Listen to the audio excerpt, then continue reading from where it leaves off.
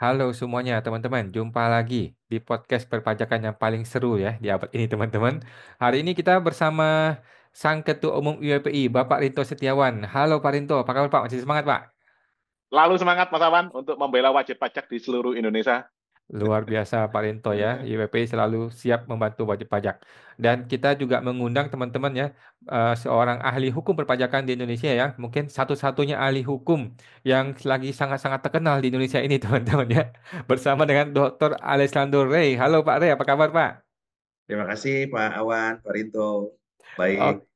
Oke, jadi teman-teman kita sebelumnya ada podcast nih mengenai dunia hukum di KY dan Hakim Pengadilan Pajak. Nah, ternyata ada informasi baru nih dari Pak Rey nih ya, karena Pak Rey juga berprofesi sebagai praktisi pengacara di bidang hukum pajak ya, bahwa selama ini kan kita ini eh, lagi dikacaukan dunia hukum pajak kita dengan berbagai isu, dengan berbagai kejadian-kejadian ya, terutama di KPP ya, kantor pajak, di mana ada satu larangan merekam audiovisual di semua kantor pajak, teman-teman ya, tanpa Ya. ada dasar hukum, tanpa ada alasan yang jelas gitu ya. Pokoknya kalau lu mau merekam, kami boleh labrak semua undang-undang. Anda tidak perlu tuh datang ke pemeriksaan, nggak perlu pemeriksaan pembahasan akhir, nggak usah. Karena semua undang-undang itu menjadi tidak berlaku kalau Anda merekam di kantor kami, dia bilang gitu ya. Itu hanya pakai nota dinas, teman-teman ya. Nah, ini juga sudah dialami oleh Pak Rinto dan saya juga ya. Kita juga bingung ya dengan si oknum-oknum pajak ini bagaimana bisa mereka bikin aturan suka-suka dia tanpa berdasarkan hukum. Nah, ternyata ada informasi baru dari Pak Rey ini. Ternyata Pak Rey justru boleh merekam di kantor pajak. Nah, bagaimana Pak detailnya Pak? Boleh dijelaskan nih Pak Rey? Kantor Bea Cukai Mas Awan. Oh, bea cukai. Oke, bagaimana nih Pak Ya. Rey nih? Ya, terima kasih Pak Awan dan Pak Rinto. Begitu juga rekan-rekan praktisi pajak dan kepabeanan. Tentu kita mengetahui bersama bahwa di lingkungan Direktorat Jenderal Pajak itu ada satu nota dinas ya. Saya tidak menyebutkan itu sebagai dasar hukum, tapi satu produk yang namanya nota dinas yang dikeluarkan oleh Dirjen Pajak ya Pak ya. Kalau saya nggak salah, nota dinasnya nomor 1 ya Pak Wan ya, tanggal 17 Januari 2024. Kemudian Ya. ada lagi nota dinas yang kedua itu yang dikeluarkan oleh Kakanwil DJP Jatim 3. Ya, itu kalau saya nggak salah bulan September 2024.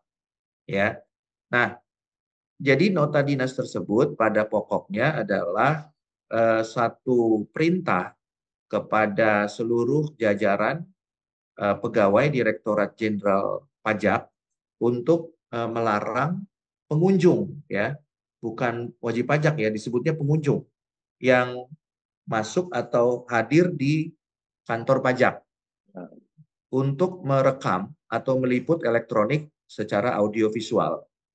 Nah, sehingga dengan demikian, kalau Bapak Ibu hadir di kantor pajak, baik itu di KPP, di Kanwil, di kantor pusat, tentunya tidak boleh melakukan perekaman elektronik audiovisual, ya.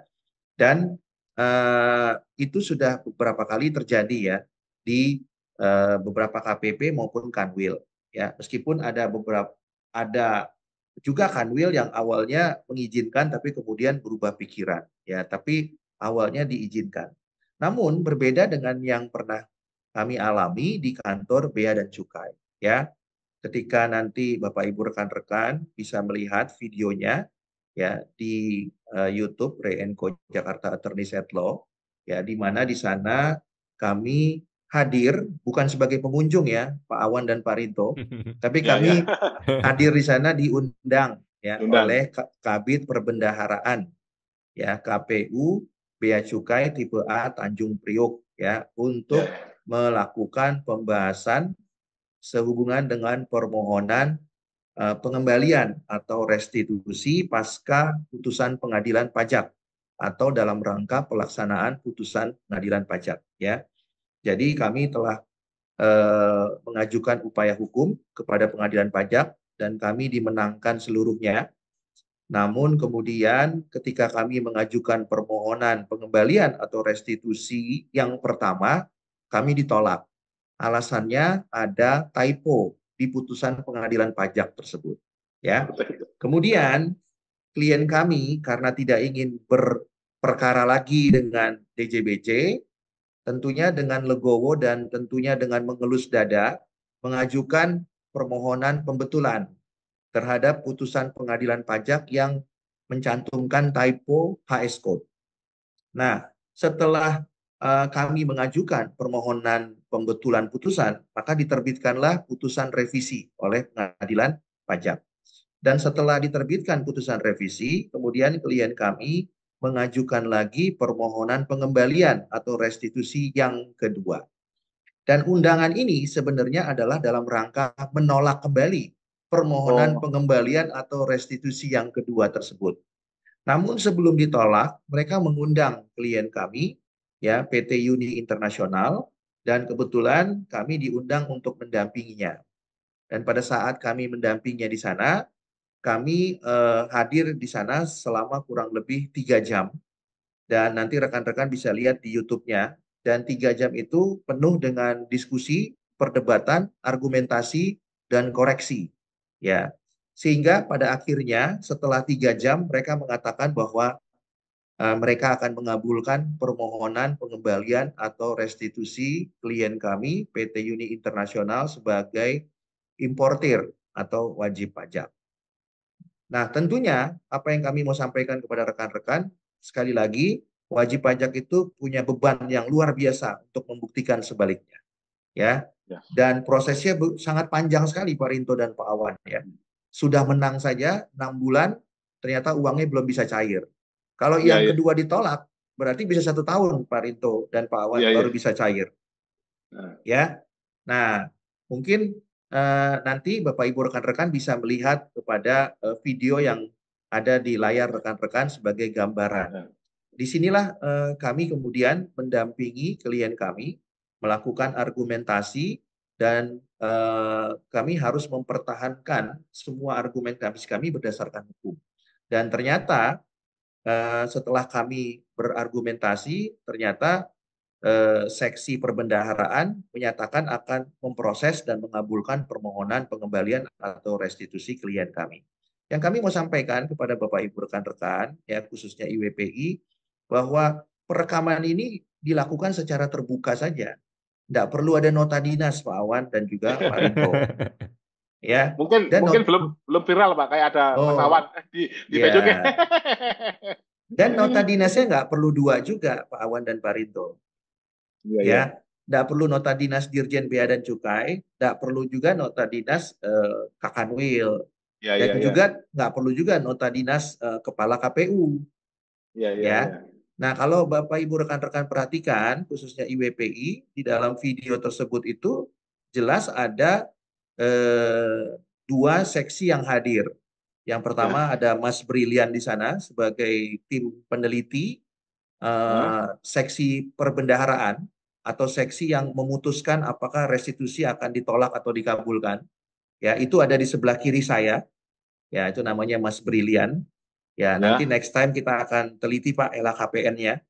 Ya, kenapa awalnya dia menolak, kemudian setelah berdebat kemudian berubah pikiran gitu ya Pak ya. Kemudian di depan saya itu ada Pak First, ya. Pak First ini juga adalah seksi, maksud saya kepala seksi perbendaharaan atau pimpinan daripada Mas Brilian. Kemudian di sebelahnya Mas Brilian itu ada Pak Rusdi sebagai seksi advokasi bantuan hukum. Dan rekannya itu ada di sebelahnya Pak Dion yang pakai baju biru sebagai WP, perwakilan WP. Nah, itu di sebelah kanannya adalah juga perwakilan dari seksi advokasi bantuan hukum, Pak. Jadi ada 4 pejabat yang kemudian bertemu dengan kami 3 orang sebagai WP. Ya. Nah, ketika kami berdiskusi, ya, melakukan pembahasan, argumentasi dan juga melakukan debat ya secara sehat ya Pak ya, berdasarkan hukum. Akhirnya setelah 3 jam Pak, kami datang dari jam 9 sampai jam 12 itu, ternyata permohonan restitusi atau pengembalian klien kami itu dapat diproses atau dapat dikabulkan. Dan selama 3 jam itu kami punya rekamannya. Ya nanti silakan Bapak Ibu rekan-rekan bisa lihat ya. Yang Ada yang full, ada juga yang sudah kami potong untuk mempermudah memahaminya. Nah, poinnya adalah kalau nota dinas itu adalah dasar hukum menurut Dirjen Pajak, yang menjadi pertanyaan kenapa itu tidak diterapkan oleh Dirjen Bea dan Cukai. Oke. Nah, Oke. tentu ini menjawab pertanyaan bahwa ini bukan dasar hukum ya, Ya, ya, ya, bagi ya. mereka yang ngerti hukum gitu ya, Pak. Ya, ya. Nah, kalau mereka yang nggak ngerti hukum ya tentu mereka akan paksakan. Ya, ya, ya. Ya, tapi bagi yang mengerti hukum, apalagi tadi sudah ada 2 orang hadir Pak dari seksi advokasi bantuan hukum. Ya, Oke. jadi berdebat dengan mereka dengan dasar hukum tuh mudah Pak. Oke, oke, Ya, oke. karena paham hukum Pak. Tapi kalau Ya, nggak ya. paham hukum, ya itu beda gitu ya. Ya, ya. Nah, ketika kami berdiskusi pertama kali dengan tim peneliti, Mas Brilian tadi, yang alumni STAN, ya mungkin pemahaman hukumnya kan belum maksimal. Ya, ya. Ya, jadi mereka hanya menjalankan tugas, ya, meneliti, akhirnya menolak begitu ya. Rencananya begitu menolak. Dan mereka sudah tunjukkan draftnya Pak Awan dan Pak Rinto, draftnya Waduh. penolakan yang kedua. Ya, sudah mau ditunjukin. Nah, artinya kalau ditolak, ya kemudian ya WP harus berjuang lagi Pak, ya. Berjuang Iya. lagi supaya kemudian mengajukan permohonan pembetulan lagi kepada pengadilan pajak, kemudian mengajukan lagi permohonan restitusi lagi yang ketiga berarti. Nah, saya mengoreksi kepada mereka semua. Satu hal yang paling utama Pak Rinto dan Pak Wan adalah kalau DJBC terus melakukan koreksi putusan, menurut saya ini adalah upaya untuk menunda-nunda atau tidak mau melaksanakan putusan. Dengan sederhananya tidak mau melakukan pembayaran. Maka patut diduga upaya ini adalah upaya untuk menghindar karena beberapa alasan. Misalnya alasan yang pertama, memang KPU Bea Cukai tipe A Tanjung Priuk itu belum capai target Pak Rinto dan Pak Awan. Ya, ya, ya. Ya, atau masih shortfall sehingga tidak mau melakukan pembayaran. Yang kedua, patut diduga ini dilakukan supaya kondite pejabat atau kepala kantornya itu tidak mendapatkan rapor merah karena mendapatkan Target. putusan pengadilan pajak yang mengalahkan mereka. Oh, ya, ya, ya. Ya kan? Nah, kenapa susah sekali Pak melaksanakan putusan? Menang aja udah susah Pak, luar biasa WP. Ya kan? Kemudian melaksanakan putusan adalah kesusahan yang luar biasa berikutnya. Begitu ya. Bayangkan ini persidangan sudah 2 tahun, Pak. Untuk melaksanakan eksekusi putusannya sendiri sudah 6 bulan, jadi sudah 2,5 tahun. Ya, Nah, ya. kalau ditolak, berarti kan 6 bulan lagi, Pak. Berarti hampir 3 tahun. Ya. Nah, jadi menurut saya, ini adalah upaya yang kemudian diduga ya dilakukan untuk menghindar dari pelaksanaan putusan. Oleh karena itu, di waktu yang akan datang kita akan diskusikan dengan IWPI ya, kenapa DJBC mempunyai alasan untuk tanda petik ya Pak, terus menunda pelaksanaan putusan Pak, karena mereka menerbitkan PMK 153 yang di dalamnya itu bisa melaksanakan atau dapat melaksanakan putusan Pak sampai 10 tahun. Oh, Nah, ini yang luar biasa. Padahal PMK itu menurut saya itu bertentangan dengan Undang-Undang Pengadilan Pajak. Jelas di pasal 88 Undang-Undang Pengadilan Pajak sebagai hukum acara peradilan pajak disebutkan bahwa putusan pengadilan pajak itu harus dilaksanakan paling lama 30 hari, Pak. Ya. Tapi kemudian terbit PMK 153 ya, yang kemudian itu menjadi dasar mereka untuk bisa menolak. Padahal yang ditolak itu alasannya cuma typo, Pak. Yang pertama itu typo HS code, kedua adalah typo mengenai jenis barang. Ya. Nah, namun demikian putusan pengadilan itu sebenarnya mencantumkan amar yang sempurna. Jadi amar putusannya semuanya betul. Yang ada typo itu hanya di dalamnya saja. Karena mungkin putusan perkaranya sangat banyak ya, Pak. Jadi oleh karena itu panitranya itu mungkin ada typo. Nah, tapi amarnya semuanya betul. Nah, menjadi menarik untuk diteliti lebih lanjut ya khususnya oleh IWPI ya. Ketika DJBC kalah, salah satu alasan untuk menunda pelaksanaan putusan adalah mengoreksi typo. Tapi kalau DJBC-nya menang, putusannya itu mengalahkan WP, meskipun ada typo, DJBC nggak pusing, Pak. Ya. Kenapa? Karena alasan mereka untuk tidak mau melakukan pembayaran adalah karena ada typo di putusan pengadilan Ya. pajak, Pak. Ya, Dan ya. itu dan itu harus memenangkan WP dan mengalahkan DJBC. Ya, tapi kalau putusannya itu memenangkan WP, Pak, meskipun ada kesalahan, menurut kami, mereka nggak pusing, Pak, Ya. ya, untuk melakukan pembetulan. Ya karena kan uangnya sudah masuk duluan, Pak Re. Nah, itu dia, Pak Rinto. Ya, jadi harusnya, Pak, kalau kita bicara hukum acara peradilan pajak, pasal 66 ayat 1 huruf C, Undang-Undang Pengadilan Pajak, meskipun WP kalah atau menang, ketika ada salah tulis atau salah hitung, maka harusnya dibetulkan melalui sidang pemeriksaan dan sidang pengucapan.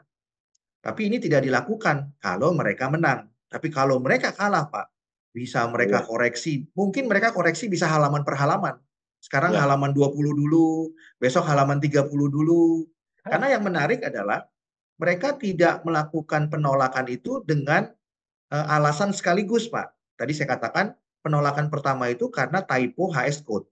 Nah, yang kedua, potensi untuk ditolaknya karena alasan typo jenis barang. Pertanyaannya, kenapa mereka tidak sampaikan sekaligus pada saat penolakan yang pertama? Ya, ya. Ya, kenapa dicicil begini, Pak? Nah, apakah ini indikasi untuk tidak mau melakukan atau melaksanakan putusan? Ya, atau tidak mau melakukan pembayaran? Ya, nah ini yang jadi persoalan, Pak, ya. Nah, jadi lain waktu kita akan membahas mengenai itu, tapi yang saya mau katakan adalah di kantor Bea dan Cukai, khususnya tipe A Tanjung Priok, semuanya dibuka dan terbuka untuk umum, Pak, ya, karena itu adalah tempat atau layanan publik, ya. Nah, berbeda dengan DJP yang juga merupakan layanan publik, tapi banyak sekali nota dinas di situ. Nah, itulah perbedaannya, ya. Nah, saya pikir ini sudah waktunya Dirjen Pajak mungkin belajar dari Dirjen Bea dan Cukai. Nah, mengenai hal ini ya, Pak Rinto dan Pak Wan, mengenai hal ini. Tapi jangan mengenai hal yang 10 tahun pelaksanaan putusan, Pak. Karena kalau mengenai pelaksanaan putusan, saya rasa DJP lebih baik. Dia bisa melaksanakannya dalam waktu 30 hari. Dan itu pernah kami lalui juga, begitu ya, pernah kami alami juga, ya. Nah, tapi kalau mengenai transparansi, saya pikir DJP harus belajar kepada DJBC, ya. Nah, tapi kalau berkaitan dengan pelaksanaan putusan, saya pikir DJBC harus belajar dari DJP. Begitu Pak Awan dan Pak Rinto. Wah, luar biasa ya. Ngomong-ngomong, Pak Rinto masih ingat nggak ada kesalahan typo dari kasusnya PT Arion yang tahun 2018-2019 itu loh? Iya, betul lah. Itu Bapak protes nggak ke pengadilan? Terus jawabannya mereka apa? Ya, itu typonya di ini ya, Mas. Apa LHP-nya, Mas? LBHP sama SPHP-nya. Nah, terus apakah mereka membetulkan atau enggak? Kita lagi upaya, Mas, permohonan pembetulan putusan. Sekarang lagi upaya itu, Mas Awan, permohonan pembetulan putusan. Maksudnya di DJP-nya kan DJP-nya salah kan? Oh iya, DJP-nya tidak mau membetulkan. Jadi kalau mereka menang tidak perlu dibetulkan. Tapi kalau mereka kalah, dia cari satu persatu typo-nya dibenerin. Iya. Iya. Nah, ini saya mau tambahkan sedikit Pak Awan dan Pak Rinto ya. Ini perbedaan yang signifikan antara perkara kepabeanan cukai dan pajak ya. Jadi kalau kita tahu, kalau kita menangani perkara pajak, yang dimaksud dengan prosedur itu kan tahapan-tahapan. Misalnya prosedur pemeriksaan ya, tidak menyampaikan SP2L, tidak menyampaikan SPHP, tidak melakukan pembahasan. Itu adalah tahapan-tahapan, prosedur namanya. Tapi pengertian prosedur di kepabeanan itu agak berbeda.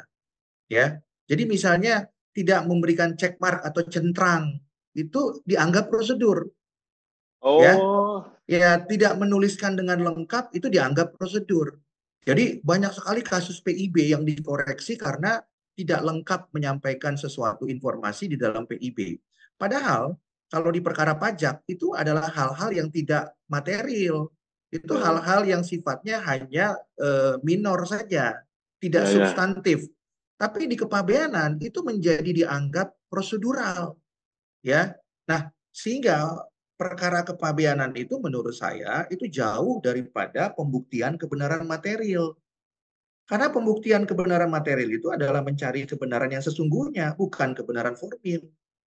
Kalau kebenaran formil itu kan kebenaran di atas kertas. Jadi misalnya dia lupa mencentrang nomor SKA misalnya, surat keterangan asal barang atau COO.